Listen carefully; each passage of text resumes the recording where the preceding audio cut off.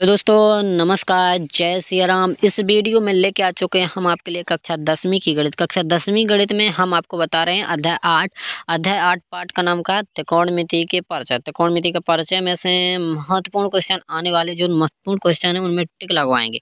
मतलब IMP question, मतलब important question में आपके आज टिक लगवाएंगे। और ऑब्जेक्ट टाइप के क्वेश्चन कहाँ कहाँ से कैसे कैसे आते हैं और कितने नंबर के आएंगे, तो यहाँ पर जे चाहता चले आपके अध्याय 8 में से। पहली बात तो जाए कि इस अध्याय से सही जोड़ी पूरे 5 नंबर की आपकी बनती हैं, तो आपको इसमें से सही जोड़ी पूरी क्लियर करने, आपको जितने भी फॉर्मूलाज त्रिकोणमिति के सबको याद रखना है, नहीं तो आपसे त्रिकोण में सही जोड़ी नहीं बनेंगे। तो यहाँ पर बात करें तो यहाँ पर सबसे पहले आपको यहाँ पर पूरी भूमिका पढ़ना है। यहाँ पर देखो एक चीज लिखी है, बहुत मोस्ट चीज है। यहाँ पर सबसे पहले जो चीज पढ़ो, इसमें क्या लिखा है जी आपको हिंदी में पढ़ना है। इसको इंग्लिश का ऊपर लिखा है, इंग्लिश में आपको इंग्लिश वाले पढ़ लें, ठीक है। पहले तो अपन बस इस हिंदी वाला पढ़ो, तो हिंदी मीडियम है अपन, तो हिंदी में पढ़ो।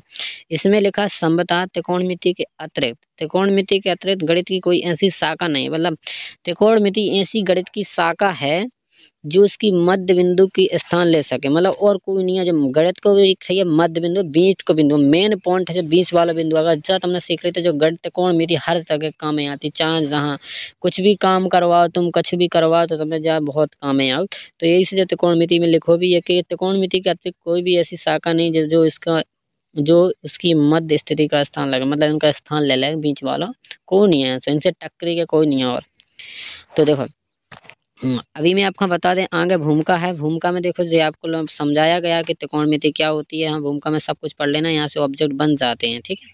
पूरा पढ़ लेना आप लोग। यहाँ पर चलते हैं, हम आपको ज़्यादा इसमें ज़्यादा टाइम बर्बाद ना करें। कैसे आपका टाइम बर्बाद हो जाए तो आपको सवाल ना बता पाए, है ना। यही से चलो आपको आगे लेकर चलते हैं। यहाँ पर चलो ये आप पढ़ लेना, हम ना बताएं, ठीक है जी। आपको पढ़ने हैं, जे आपको पढ़ लेने, सब पढ़ लेने, एक एक दिन पढ़ लियो, कोई दिक्कत नहीं है।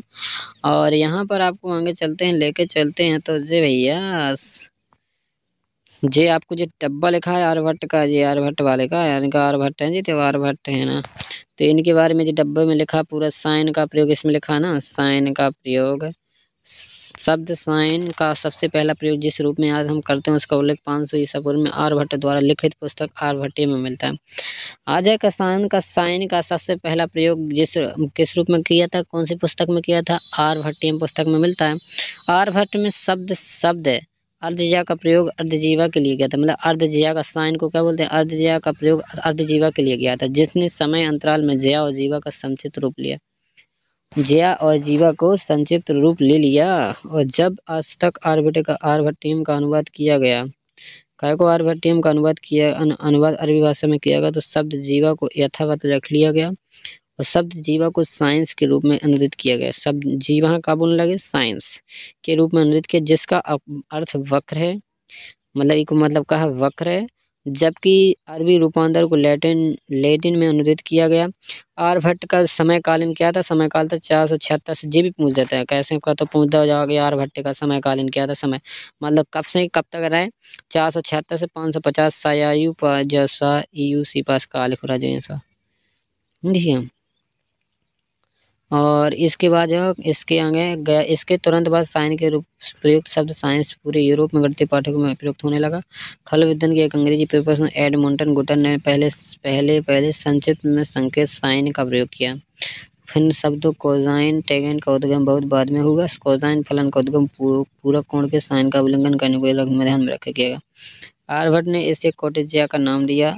वैसे नम कोजन्स का उद्गम एडमंटन के साथ हुआ था। मतलब ये कोजन का इन्हें कोजाइन का की करो तो एडमंटन ने साथ हुआ था। 1670 में अंग्रेजी गणित के साथ जोनास मूरे ने पहले संक्षिप्त संघ कॉज का प्रयोग किया था। यहाँ पर जी इनकी उत्पत्ति के बारे में दिया, साइन कॉज क्या होते हैं, ये सब बता दिया आपको। इसमें कुछ नहीं पढ़ लेना, हम इसमें क्वेश्चन के टिक लगवाएं तो आपको क्वेश्चन में लेकर चलते हैं। आपका जो भैया पहला उदाहरण क्वेश्चन है तो अच्छा है उदाहरण क्वेश्चन पहला मोस्ट है। आपको और आगे लेके चलते हैं। आपका जे उदाहरण तो उतना खास नहीं है, ज़्यादा बस को छोड़ दो, लगाना हो तो लगा लो, नहीं तो उतना ज़्यादा अच्छा नहीं है। आपका जो भैया जे उदाहरण 3 भी अच्छा हो, उतना ज़्यादा अच्छा नहीं है, लेकिन है अच्छे। आपको अगर पूरे नंबर चाहिए तो आपको सब लगाना पड़ेगा। और जे आपका आ गया उदाहरण 4, तो उदाहरण 4 भी अच्छा है आपका, ठीक है। जर में हम ज़्यादा अच्छा हो जाए वो हम अपने आप खुद बता दें, ठीक है। आपको ये कोई नहीं लगाने, आपका इसका लगाना कौन कौन है, इसके प्रश्नावली 8.3 में आपका पहला लगाना है। दूसरा लगाना है, तीसरा लगाना है, चौथा लगाना है, ठीक है। चौथा के बाद आपका पाँचवा क्वेश्चन अच्छा है, छठवां भी अच्छा है। इसके बाद आपको अगर आज सातवां लगाना है तो सातवां भी अच्छा है। फिर इसके बाद ये आपका आठवां भी अच्छा इम्पोर्टेंट क्वेश्चन है, ठीक है। और फिर आपके लाने आपका बता दें इनमें और कौन अच्छे नहीं है। फिर आपके लाने जो 10वां क्वेश्चन है तो थोड़ी खास तो है ही है, ज़्यादा खास नहीं। फिर ये आपके सत्तर आ गए तो ये तो आप लोग पढ़ ही लेना, ठीक है। इससे आगे चलते हैं तो आपको हम बताएं इसमें इतने क्वेश्चन जितने आपने पीछे टिक लगाना जो आप लोग लगा लोगे तो आपके गणित में बहुत मदद होगी। और आपको मतलब कुछ काफ़ी अगर आपसे बनते तो सीधी सीधी बात है कि आप लोग विधि लगाओ सीखो, रटो मत। एक बार अगर विधि लगाओ बन जाएगी तो आप आराम से कोई भी सवाल कैसा भी आए तो आप लोग बना दोगे। बस आपको सीखना क्या विधि, विधि सीख लो एक बार और फिर दोबारा कभी नहीं भूलेगी। तो यहाँ पर फिर आपकी जब सारणी आ गई तो जब सारणी पूरी सीखना है। हम जो पहले कह रहे हैं कि जब सारणी पहले सीख ले, चाहे जैसी हो सीख ली। अगर ये सीखने है तो तरीका बताना सीखने को, तो आप चाहने हैं तो बस कमेंट करो। और ये आपको उदाहरण 6 है भैया, इसको अच्छा उदाहरण 6 भी मोस्ट है। और इसके आगे को उदाहरण 7 भी अच्छा है। मुझे पहले बता दो कैसे, ये दो एक से क्वेश्चन है, एक दो के उल्टे हैं, ठीक है। तो यही से हम कह रहे हैं जो आपको उदाहरण 8 भी अच्छा है। एक दो क्वेश्चन है इसे उदाहरण 8 का, एक प्रश्नावली में, तो ये इसलिए खास हैं, छोटे छोटे हैं। और इनमें से ये आपके क्वेश्चन एक पूछा जाता है, या तो पहला दिया जाता है या दूसरा या तीसरा, इन दोनों में से आता। बाकी जो चौथा और पाँचवा आपके कौन काम के नहीं है, इनमें से कोई नहीं पूछता फिर, क्योंकि पहला और दूसरा तीसरा जो छोटे छोटे हैं, पहला दूसरा तो छोटे छोटे हैं, लेकिन ये आपका पाँचवा छठवां कुल बड़े होंगे, बड़े जाएंगे। लेकिन इनमें एक जो तीसरा जो कुल बड़ा हो जाता है इसलिए इसको भी नहीं आता, लेकिन आपका पहला दूसरा में से आ ही जाता है, क्योंकि दो दो नंबर में यहाँ हैं तो दो नंबर में थोड़ी देर बड़े दें कि बड़े जावे, नहीं छोटे छोटे दें। तो इस हिसाब से आपके पहला और दूसरा आपसे बनना चाहिए, बाकी नहीं बना तो कोई दिक्कत लो नहीं लेने। फिर आपके जो हैं इसको तीसरा भी बन जाओ, जो क्वेश्चन नंबर तीसरा लगा लेना। फिर आपके सहसंका आ गई, सहसंका सिद्ध करने वाले में क्वेश्चन में आपको जो सहसंका सीखनी है, ये सारी सहसंका याद रखनी चाहिए आपको। और इसके बाद हम आपको बता दें कि उदाहरण जब उदाहरण 9 है ना, तो उदाहरण 9 दो सवाल हैं से 2-3 सवाल हैं, तो इनमें से जो एक सवाल जरूर आया है, कॉज और टेन सेके को साइन के पदों में व्यक्त करने वाले पूछ दे हैं। तो साइन के पदों वाले व्यक्त करने में पूछ भी दे तो आपको सी को चाहिए। आपको उदाहरण 10 है, उदाहरण 10 है आपको सिद्ध सहसंका सिद्ध करने वाला। तो सिद्ध कीजिए सेके इंटू कॉस 1 माइनस साइन है और कोष्टक बंद, फिर सेके प्लस के टेन है जो बराबर एक लाना है, तो ई के बराबर तुम्हें सिद्ध करना है। जो मोस्ट बिल्कुल छोटा सा है, ज़्यादा बड़ा भी नहीं हो, वो आपको आराम से आ जाना बन जाना। उदाहरण 11 लगाना, 11 लगा लो, ये बहुत अच्छा है, लेकिन ज़्यादा मुझसे बड़ा नहीं है। उदाहरण 12 आपको बिल्कुल नहीं लगाना, उदाहरण 12 आपको कैंसिल मार देना, नहीं लगाना, बिल्कुल छोड़ देना, क्योंकि इतना बड़ा है जे आप लोग लगाओगे तो उसमें 1-1.5 पेज कम नहीं भरेगा, 1-2 पेज से कम नहीं भरेगा।